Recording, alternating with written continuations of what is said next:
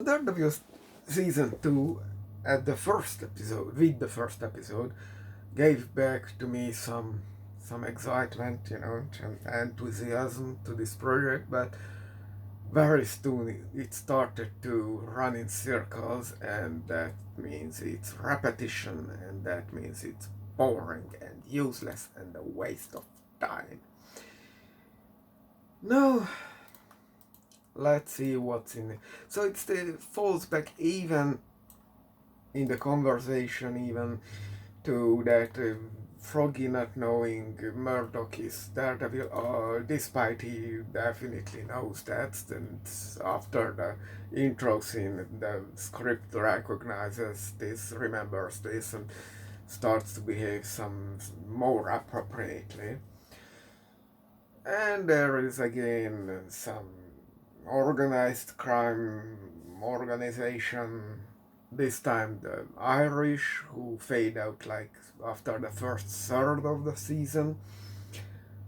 But where it gives some hope that at like the two-thirds of the first episode, uh, obviously the Mr. Punisher Frank Castle started to shoot on everybody.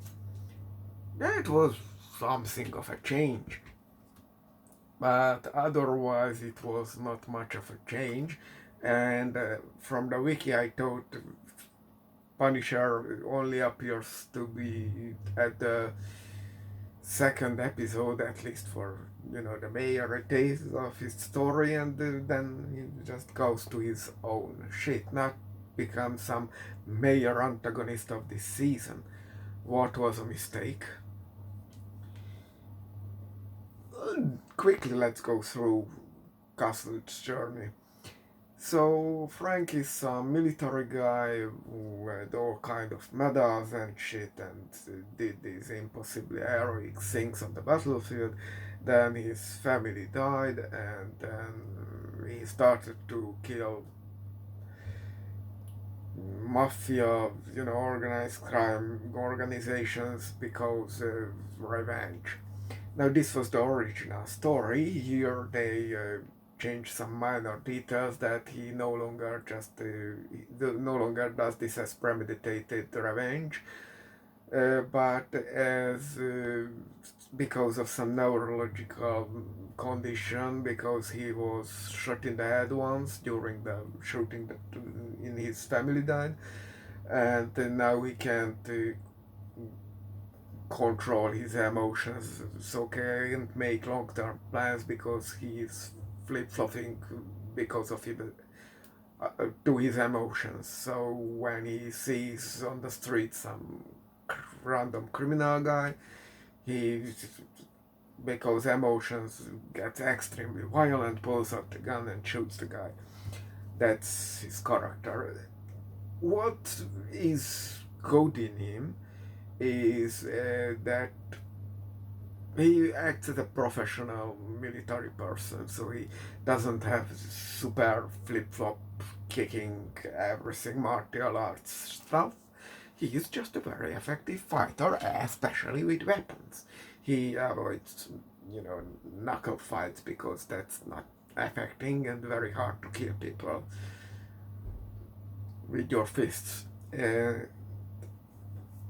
And he's even throwing away emptied weapons and always switching weapons and replacing magazines very frequently. So it's not like in the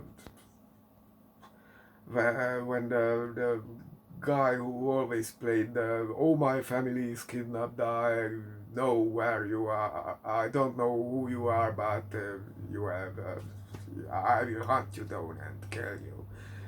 Liam Neeson, yeah, that's the one.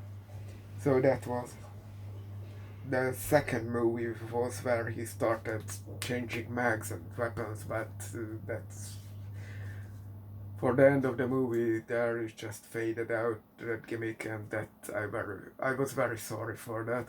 Anyway, it turns out that the shooting happened because there was two crime gang meeting and some whatever business, drug business, but that's unrelated to anything in this season otherwise. And it turns out the FBI was also present, and they wanted to steal the money and the drug because it was such a large amount. So everybody started shooting. Nem érdekel! Húzzál a picsába!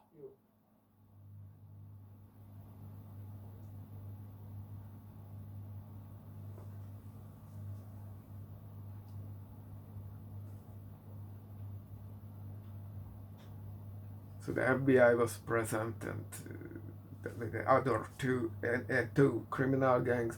There was supposed to be money for heroin, probably, and somebody in the government group became greedy, and so everyone started shooting, and there were a lot of casualties.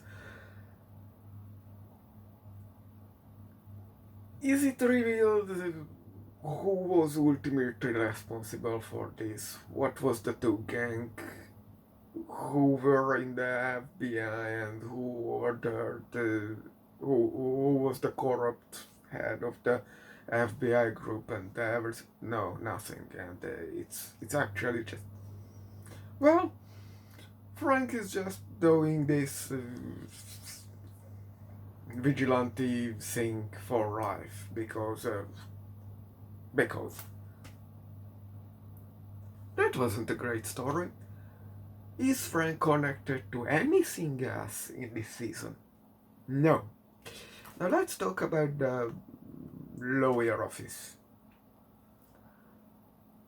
The season starts back at they have no money, and the only thing changed, they have customers now. Although everyone is poor, so they can't really afford the cost of investigations and of lawyer fees and everything what is required for here. And you would expect that this financial struggle comes into play later, but no! We instantly forget about it. The office main problem becomes this district attorney or whoever who is on the accuser side, and she's very intimidating and possibly corrupt. Does anything comes out of it? No! It's just a reputation thing for the office, and whenever they would start to win the case, something happens because the script says so, and they don't win it. So it's a dead end as a subplot. There is some ideas that the Daredevil persona comes into conflict with the lawyer persona. Anything comes out of it? No, not really. At the end, they are hired, or at least have a discussion. They have to get hired in to get merged into the office of the journalist boss woman who was in the Matrix and isn't a very good actress, by the way. She's sometimes serviceable, but otherwise she's just not good. And she's even old now. Anyway, that's a direct connection to Jessica Jones. We are clearly after the woman's financially hitting divorce.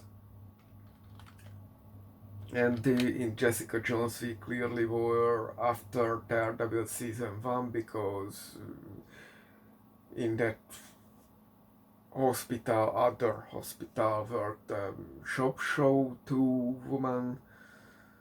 So yeah, there is a clear progression of time between these series seasons. But otherwise, anything comes out of it? No! What else is there? There is the blind old guy from the previous season, it seems that things got retconned and he's actually the head of the organization, and the scarred guy who we see from the back side is no longer exist. It's just not canon anymore or something like that. Otherwise, also happened to show up Elektra, and Elektra is the actress who has zero chemistry with Daredevil and is actually a cougar, like at least 10 years older than Daredevil, and she just is there, and if you would cut out her from the entire season, nothing would change. Now, what else is there? Kingpin exists, still exists, and now he's having a comfy life in the prison because when Frank is put there for a brief episode, Frank killed everyone there, every rival gang leader there, so he can be the only crime leader there, so it's great. Who cares? It really doesn't affect anything. And finally there is the end. They are some resurrecting zombie assassins or something who want to take over the world, or I don't know what they want. They are some shadow organization ninjas. They are very mysterious and they are zombies. That's their shtick. Their goal is to unlock this black sky thing, which is probably some abilities of some people. They plan to do the unlocking on kids because you can brainwash them or more easily manipulate them or something like that. It turns out Elektra is one of them, but who cares? Nothing comes out of it. At the very last shot of the season, Elektra is turned into this black sky, probably, but this is not what is set up. What is set up that they are doing these experiments on kids. 1 in a million chance that somebody can be a candidate to be this black sky thing. It's probably like unlocking the demon in Naruto. Now, they have in this season, in the previous season, we saw they are importing these kids into America. I don't know why. They are an Asian organization or global or whatever, so your guess is as good as mine.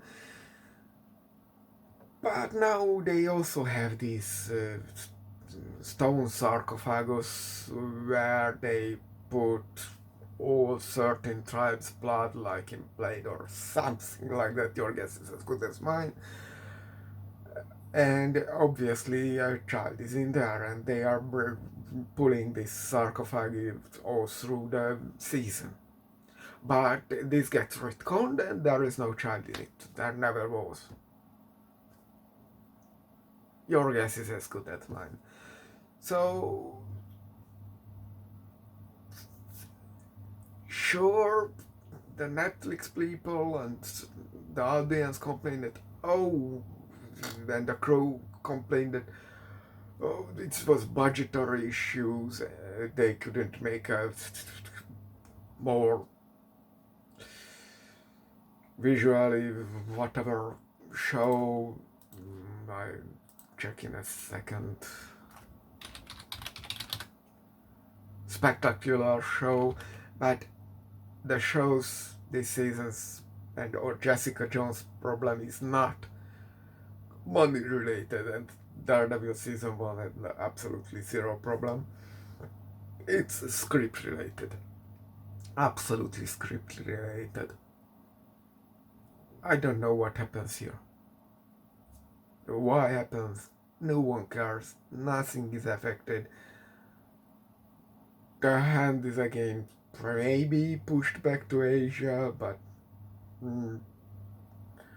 they probably have this Black Sky thing unlocked in Elektra. We don't know why it is important. Nobody knows. We don't care about Elektra. We don't care about the hand. We don't care about Kingpin. We don't care about anything this season, actually. And there is the big final battle against the hand, and that takes up like half the episode. And we don't care. Because we know the only important thing with the hand is the stone sarcophagus. Some member or some boss of the hand getting killed, no one cares. So while this wasn't a bad season, it definitely was worse than the first. And I wish IMDb and other sites had per season rating, because this being obviously worse takes down the show's overall rating. But there is no way to tell that season 1 was good. Season 2 was acceptable if this had been a weekly released show. But otherwise, just no one cares.